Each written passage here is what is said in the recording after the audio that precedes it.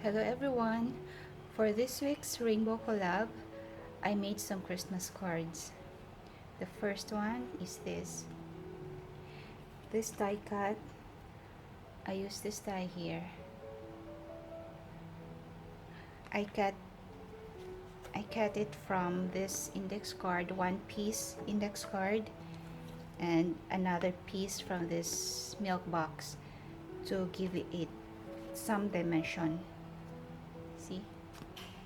Then I just put some ribbon, and this one I cut using this die. Then inside I cut this joy using this die cut.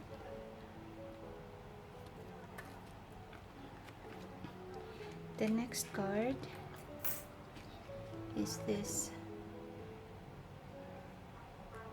This die cut is from this die. Then the snowflakes from here. And for the third card, I also used this die cut. But what I did, I pasted this glitter paper into the milk box and ran it through the die cutting machine, but it only cut the outline.